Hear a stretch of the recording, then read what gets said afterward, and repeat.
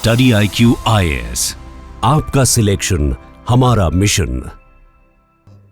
21st century में humanity के लिए जो सबसे बड़ा थ्रेट है वो है न्यूक्लियर वॉर का, क्योंकि अगर एक बार न्यूक्लियर वॉर होगा तो उससे पूरी दुनिया खत्म हो जाएगी, पूरा ह्यूमन सिविलाइजेशन एक्सटिंक्ट हो जाएगा। इसीलिए जब दो न्यूक्लियर पावर कंट्री के बीच में वॉर होती है तो उसको रुकवा दिया जाता है पौ के द्वारा। और इसी वजह से बहुत सारे साइंटिस्ट ने बहुत सारी थियरी और नेटफ्लिक्स ने वेब सीरीज और मूवीज प्रोड्यूस किए हैं जिसमें दिखाया गया है कि न्यूक्लियर वॉर के बाद भी ह्यूमन सिविलाइजेशन बची रहे। कैसे? अंडरग्राउंड बेसिस बना के, अंडरग्राउंड सिटी बना के, उसमें हर तरीके की सर्विसेज हो और वो बची रहे।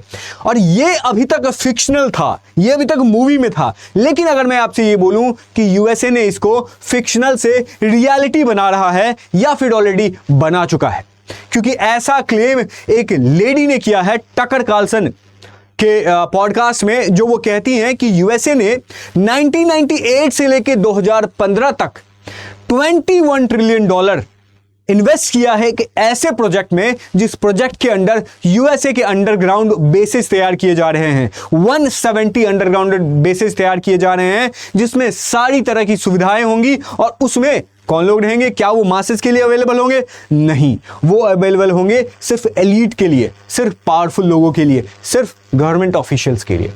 और इसी के बारे में आज की सेशन में हम बात करेंगे। तो hello and welcome, this is study IQ and I am Prashant Jha. और ऐसे ही इंफॉर्मेशन के लिए आप मुझे इंस्टाग्राम पे अमेजिंग कॉन्सेप्ट्स के लिए फॉलो कर सकते हैं, आस्क प्रशांत 03 पे, या टेलीग्राम पे फॉलो कर सकते हैं।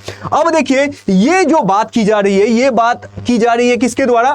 तो एक लेडी के द्वारा। पर वो लेडी जो है वो यूएस एक्स ऑफिशियल है और वो कहती हैं कि यूएसए ने $21 ट्रिलियन 170 हाइडआउट्स के लिए, अंडरग्राउंड बेसिस के लिए तैयार किए हैं 1998 से लेकर 2015 में। पर ये लेडी है कौन? तो ये लेडी है और कोई नहीं, अगर कोई ऐसे बोलता तो हम मान लेते, पर ये लेडी है कैथरीन ऑस्टिन फिट्स। और ये जॉर्ज बुश के टाइम पे ये होम एंड अर्बन अफेयर्स में मिनिस्टर रह चुकी हैं। और इसी वजह से ये कहती हैं, और ये ऐसा नहीं है कि रैंडमली कह रही हैं, ये जो पॉडकास्ट में एक रिपोर्ट के जरिए ये कहती हैं।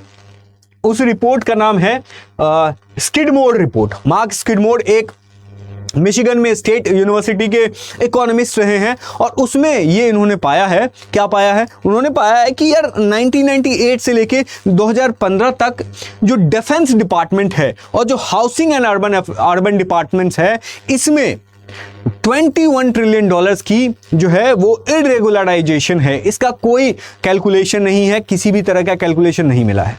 और इसीलिए जब ये फर्दर इन्वेस्टिगेट करती हैं तो ये बोलती हैं कि मैं कन्विंस्ड हूं कि ऐसा प्रोजेक्ट में इन्वेस्ट किया गया है जिस प्रोजेक्ट से जो अंडरग्राउंड सिटीज हैं वो बनाए जा सके। कितने? तो इनके एस्टिमेट के हिसाब से 170 जो हैं वो बनाए गए हैं, 170 बनाए गए हैं। और ये 170 अंडरग्राउंड बेसिस जो हैं वो न्यू एनर्जी से चलती है, क्लासिकल एनर्जी से नहीं, जो इलेक्ट्रिसिटी हम यूज करते हैं उससे नहीं, कोई एक न्यू एनर्जी से। तो ये क्या है, इसको थोड़ा देखते हैं। अब एक बात बताइए, ये तो स्किडमोर रिपोर्ट हो गया, पर क्या ये चीज पॉसिबल हो सकता है क्या?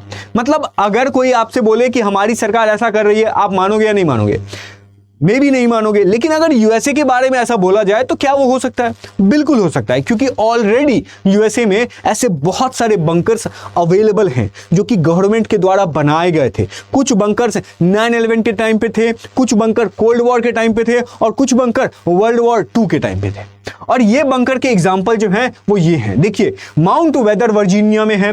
ये मैंने कुछ ही लिए हैं, ऐसे बहुत सारे बंकर्स यूएसए के द्वारा बनाए गए हैं और इसको पब्लिक किया भी नहीं गया था। बाद में जाके जब ये चीज रिवील होती है तब यूएसए ने एक्सेप्ट किया था। अब देखिए क्या होता है कि ये माउंट वेदर वर्जीनिया, उसके बाद एक कोलोराडो में है, एक रेवन रॉक में है। ये वाला देखिए माउंट वेदर वर्जीनिया जो है, यहाँ पे 9/11 के टाइम पे जो है लोग छुपे हुए थे, कांग्रेस। उसके बाद ये देखिए ये कोलोराडो में है, एक न्यूक्लियर पावर जो है वो ये बेस है, जिसकी वजह से यहाँ पे आप देख सकते हैं ना कि ये जो कोलोराडो में है ये न्यूक्लियर प्रूफ बेस है। और ये सेम चीज रेवन रॉक में भी, पेंसिल्वेनिया में भी है, जो कि बैकअप पेंटागन है। मतलब क्या है कि अगर कोई दूसरी कंट्री, उस यूएसए के लिए जो एक थ्रेट थी वो कौन थी? अब इसके पीछे का थोड़ा सिनेरियो समझिए कि जो अगर यूएसए के ऊपर में कोई अटैक करेगा, कोई अटैक कर सकता है क्या? कर सकता है, क्योंकि यूएसए जो है उस टाइम पे जब कोल्ड वॉर हो रहा था, हमने देखा वर्ल्ड वॉर 2 के बाद जो दो पावरफुल कंट्री बची रही वो यूएसए और रशिया बची रही। तो यूएसए रशिया के बीच में इस लेवल तक, इस एक्सटेंट तक सिचुएशन गंभीर हो गया था कि एक बार क्यूबन मिसाइल क्राइसिस में दोनों न्यूक्लियर वॉर में भी इन्वॉल्व होने वाले थे, लेकिन वो बच गए। क्या है ये क्यूबन क्राइसिस? आप नीचे कमेंट सेक्शन में जरूर बताइएगा। अब देखिए क्या होता है सिचुएशन कि जब ये चीज हो रही थी ना, तो इधर यूएसए अलग तरीके का प्रिपरेशन कर रहा था कि अगर यूएसए हम पे न्यूक्लियर बॉम्ब से अटैक करेगा, क्योंकि यूएसए ऑलरेडी नागासाकी हिरोशिमा पे कर दिया है। तो रशिया अलग तरीके से प्लान कर रही थी और यूएसए अलग तरीके का प्लान कर रहा था, क्योंकि यूएसए को भी पता है कि रशिया के पास, सोवियत यूनियन के पास जो है वो न्यूक्लियर बॉम्ब है, तो वो इसी के रिगार्डिंग प्लान कर रहा है। अभी भी आपने देखा होगा कि गोल्डन डूम जैसा एक डिफेंस मैकेनिज्म बनाया जा रहा है, तो उसी के टाइम पे, उस टाइम पे ये प्रोजेक्ट चल रहा था, ऐसा उनके द्वारा क्लेम किया जा रहा है, जिसमें ये जो वेपन्स बना हुए, ये जो मिलिट्री बेसिस, ये जो अंडरग्राउंड बेसिस बनाए जा रहे थे, इसमें यही था सिचुएशन कि अगर रशिया के द्वारा न्यूक्लियर बॉम्ब से अटैक किया जाएगा, न्यूक्लियर मिसाइल दागा जाएगा यूएसए के ऊपर में, तो यूएसए का तो पूरा लैंड जो है वो डिस्ट्रॉय हो जाएगा। तो कोई एक ऐसा बेस हो जिस बेस के जरिए दोबारा रिटेलिएट किया जाए रशिया के ऊपर, चाहे एनिमी कंट्री के ऊपर में। तो इसीलिए इस तरह की बेसिस बनाई गई थी, डूम्सडे बंकर्स बनाए गए थे माउंट वेदर वर्जीनिया में, उसके बाद कोलोराडो में, उसके बाद वेस्ट वर्जीनिया में। ये जो वेस्ट वर्जीनिया है, ग्रीन बायर इसका नाम है, वेस्ट वर्जीनिया में, ये ऐसा है जहां पे कांग्रेस लीडर्स भी छुपे हुए थे, वो वाले कांग्रेस, यूएसए में जो सेनेटर्स होते हैं वो सब। उसके बाद ये जो पेंसिल्वेनिया में बैकअप पेंटागन था, पेंटागन हम जानते हैं क्या है, आप नीचे कमेंट सेक्शन में बताइएगा। तो उसी तरीके से जब पेंटागन के ऊपर में अटैक किया जाए, हमने देखा 9/11 के टाइम पे पेंटागन के ऊपर भी अटैक करने की बात हो रही थी, तो अगर पेंटागन डिस्ट्रॉय हो जाए, क्योंकि पेंटागन तो दिख रहा है और एनिमी को भी दिख रहा होगा, तो अगर एनिमी पेंटागन को टारगेट करता है और उसको डिस्ट्रॉय करने में सक्षम हो जाता है, तो उसके बाद यूएसए के पास कुछ ऐसे जगह होनी चाहिए जहां से उनकी जो मिलिट्री है वो वापस से उस एनिमी को डिस्ट्रॉय कर सके, इसीलिए ऐसा बनाया गया। लेकिन ये सब तो दुनिया को पता चल गया था, लेकिन जो नहीं पता था वो डूम्सडे बंकर के बारे में था, जिसके बारे में ये लेडी कहती है।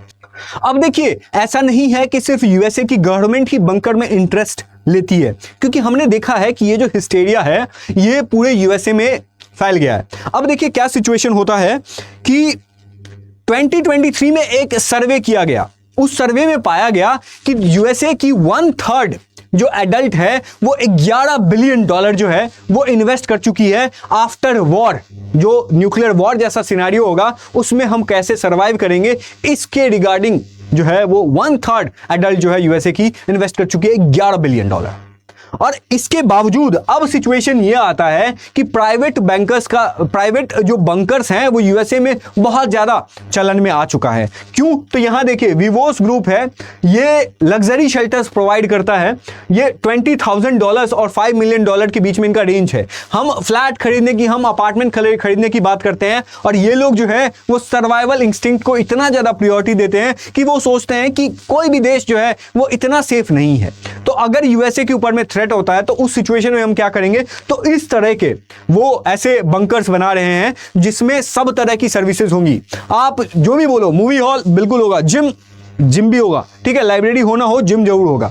अब देखिए यहाँ पे उसके बाद सेफ एडी बंकर्स हैं जो इसी तरह के करवाते हैं, और इनका सेफ एडी बंकर्स जो है ये प्राइवेट ऑर्गेनाइजेशन है। इनका लक्ष्य है कि पूरे यूएसए में जितने भी स्टेट हैं, सारे स्टेट में एक एक बंकर जो है वो ऐसे ही वो बनाएं, ताकि ऐसा सिचुएशन क्रिएट हो, तब हमारी जो जनता है वो कैसे रहे। फिर मार्क जुकरबर्ग के बारे में कौन नहीं जानता है कि इनका जो हवाई में बंकर है ये पूरे दुनिया में फेमस है, और इस फेमस बंकर की वजह से ऐसा, क्योंकि देखो न्यूक्लियर वॉर का थ्रेट ऐसा है ना जो कोई भी इग्नोर नहीं कर सकता है, क्योंकि अगर दुनिया में nuclear capable missiles, nuclear bomb जैसा मटेरियल है जो कि पूरे दुनिया को खत्म कर सकता है, तो फिर कुछ भी पॉसिबल है। और जिनके पास पैसा है, जो पावरफुल है, वो इस चीज के लिए रेडी है। और जो आइंस्टाइन कहते थे ना कि अगर थर्ड वर्ल्ड वॉर होगा तो लोग स्टिक और स्टोन से लड़ेंगे, अब वो चीज़ सही नहीं होगा, क्योंकि आइंस्टाइन की बात लोगों को समझ में आ गई थी, और इसीलिए कि हम स्टिक और स्टोन से ना लड़े, इसीलिए वो इस तरह की बंकर्स बना रहे हैं। अब देखिए यहाँ पे सिचुएशन ये है कि ये जो पूरा सिनेरियो है, ये जो क्लेम किया जा रहा है फिट्स के द्वारा, ये सही है या नहीं, क्योंकि बात बहुत बड़ी है।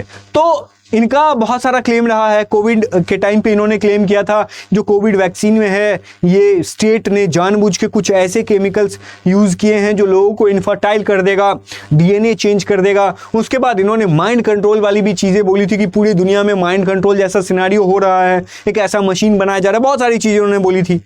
इनका फाइनेंस का, ये बैंकर हैं तो इनको फाइनेंस का नॉलेज होगा, पर इन्होंने कोई प्रूफ नहीं दिया, कोई लोकेशन का प्रूफ नहीं दिया। लेकिन फिर भी पॉइंट ये आता है कि क्या ऐसा संभव है, क्योंकि ऐसा कुछ भी नहीं है जो यूएसए के लिए पॉसिबल ना हो। क्यों मैं ऐसा कह रहा हूं, तो बहुत सारे लोग जो हैं ये जब पूछते हैं कि अगर ये लेडी सही नहीं बोल रही है तो फिर ये $21 ट्रिलियन जो है जिस डिपार्टमेंट ऑफ डिफेंस से गायब हुआ, ये कहाँ गया? कुछ लोग बोलते हैं कैलकुलेशन मिस्टेक होगा। फिर बात आती है कि 2015 में जो डिफेंस के ऊपर में जो एक्सपेंसेस थे, जो बजट था, वो कितना था आपको पता है? वो $122 बिलियन का था। लेकिन खर्चा कितना हुआ, एक्सपेंडिचर कितना हुआ? तो $6 ट्रिलियन खर्चा हुआ, $6.5 ट्रिलियन खर्चा हुआ। तो वो कहते हैं कि ये $122 बिलियन खर्च होना था, लेकिन खर्च कितना हुआ? 6 ट्रिलियन। तो ये जो 54 टाइम्स का जो गैप है, ये कैलकुलेशन मिस्टेक नहीं हो सकता है। और कुछ लोग ये भी कहते हैं कि यार एक बात सोचो ना, कि जो यूएसए चांद पे मून लैंडिंग करवा सकता है, वो यूएसए के अंडरग्राउंड बंकर्स नहीं बना सकता है। उसके लिए क्या ये पॉसिबल नहीं है? पॉसिबल है। और अगर वो बना भी रहा होगा तो प्रैक्टिकली सोचो ना यार, कि अगर यूएसए बना रहा होगा तो क्या वो पूरी दुनिया में जाके बोलेगा? नहीं बोलेगा। वो गोल्डन डोम के बारे में पूरी दुनिया को पता चल गया है, क्योंकि वो आउटर चीजें हैं जो सीक्रेट नहीं रख सकते हैं। लेकिन अंडरग्राउंड में कुछ भी चीजें पॉसिबल हो सकती है और लोगों को पता भी नहीं चलेगा, क्योंकि यूएसए ने ऐसे बहुत सारे सीक्रेट एक्सपेरिमेंट किए हैं जिससे ये चीज प्रूव किया जा सकता है। जैसे एक टस्केजी एक्सपेरिमेंट था जिसमें 600 अमेरिकन अफ्रीकन लोग थे जिनके ऊपर में इनको सिफिलिस थी। तो इस सिफिलिस को वो ट्रीट करने से मना कर रहे थे। बहुत सारे 600 जो अमेरिकन अफ्रीकन थे, इनको सिफिलिस था, ये ट्रीट करने से मना कर रहे थे। इनसे जब पूछा गया, और ये चीज़ बाहर नहीं आई, जब इनसे पूछा गया तो वो कह रहे थे कि हम ये देख रहे थे कि ये सिफिलिस किस एक्सटेंट तक जा सकता है। मतलब they treated people as a lab rat. ये सिचुएशन था। उसके बाद CIA का एक MK अल्ट्रा प्रोग्राम चलाया जाता है जिसमें, और अगेन ये एग्जाम्पल बस बहुत छोटे हैं ताकि आपको पता चल सके कि इस तरह की एक्सपेरिमेंट भी यूएसए करता है। CIA के द्वारा MK अल्ट्रा प्रोग्राम चलाया गया जिसमें CIA ने बहुत सारे प्रिजनर्स के ऊपर में बहुत सारे लोगों को प्रोस्टिट्यूशन के जरिए फंसाया गया, उसको बेस पे लाया गया और उनके ऊपर में LSD का यूज किया गया, इलेक्ट्रोक्यूशन किया गया, जिससे वो माइंड के जो फंक्शन है ना उसको चैलेंज करने की कोशिश की गई, ताकि वो माइंड कंट्रोल जैसा सिनेरियो जो है वो कर सके, ताकि कोल्ड वॉर में किसी का माइंड कंट्रोल करके उसको एजेंट बना के भेज दिया जाए, और इससे जो है वो यूएसए के ऊपर में, यूएसए का जो डोमिनेंस है वो वर्ल्ड कोल्ड वॉर में रशिया के ऊपर में आ जाए। सेम काम रशिया भी कर रही है, सोवियत यूनियन भी कर रही है, और इसी के ऊपर में बहुत सारी मूवीज आई है, ये हमने देखा है। कौन कौन सी मूवी आपकी फेवरेट है ये मेरे को बताओ यार, मैं भी जाके देखूंगा। खैर अब चलिए, जैसे एक स्ट्रेंजर थिंग्स, ये भी सिचुएशन इसी के रिगार्डिंग था, माइंड कंट्रोल को लेके। अब देखिए क्या होता है, रेडिएशन एक्सपेरिमेंट किया गया कि ये जो मैनहट्टन प्रोजेक्ट चलाया गया, तो मैनहट्टन प्रोजेक्ट के तहत कुछ बच्चे के ऊपर में प्रेग्नेंट लेडी के को जो है वो प्लूटोनियम का डोज दिया जाता है। ठीक है, मतलब इस तरह की चीज़ें होती हैं जिससे उनके ऊपर रेडिएशन का टेस्ट किया जा रहा था कि अगर फ्यूचर में हमारे ऊपर में अगर न्यूक्लियर वॉर गिरेगा तो उसके रेडिएशन से जो लोग जूझेंगे वो किस तरह से उनका बॉडी ये करेगा, रिएक्ट करेगा। तो वो समझना चाह रहे थे, स्टडी करना चाह रहे थे, इसके लिए उन्होंने जानबूझ करके जो है वो उनके ऊपर में एक्सपेरिमेंट किया ताकि वो ऐसा मेडिसिन बना सके फ्यूचर के न्यूक्लियर बॉम्ब एक्सपेरिमेंट के लिए। ये सिचुएशन था। उसके बाद ऑपरेशन पेपरक्लिप के बारे में कौन नहीं जानता है। तो ऐसे बहुत सारे सिनारियो रहे हैं जिसके वजह से हम ये कह सकते हैं कि अगर अंडरग्राउंड बंकर्स तैयार हो रहा है, क्योंकि सबको पता है कि एक ना एक दिन जो है वो न्यूक्लियर वॉर होगा, और इसके लिए यूएसए 1998 से ही अगर प्रिपरेशन करना शुरू कर दिया तो कोई बड़ी बात नहीं होगी। क्योंकि ऐसा बहुत सारे डॉक्यूमेंट्री में देखा गया, जब लोगों से पूछा गया तो लोग बोलते हैं कि हम जब चल रहे होते हैं ना या कभी सो रहे होते हैं तो हमें आवाज़ें आ रही होती है कि अंडरग्राउंड से कि कुछ कंस्ट्रक्शन का काम चल रहा है। और ये जो भी है फेक है, ट्रू है, आई डोंट नो, और तब तक नहीं होगा जब तक न्यूक्लियर वॉर होगा नहीं।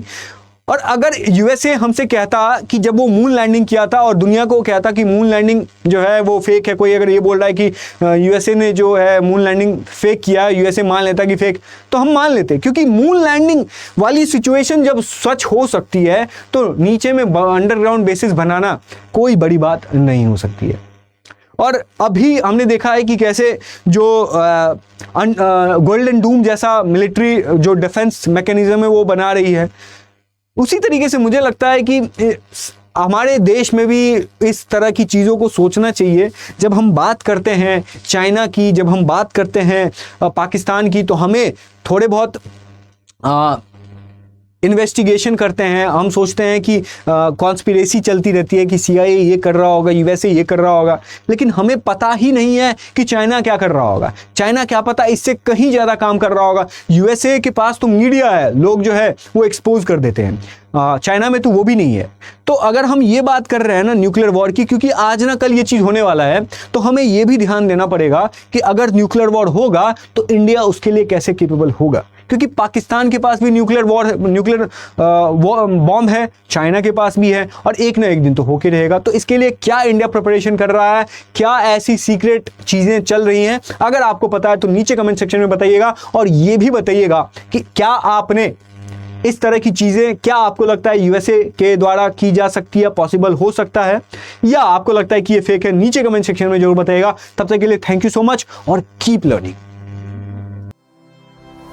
स्टडी IQ IAS, आपका सिलेक्शन हमारा मिशन।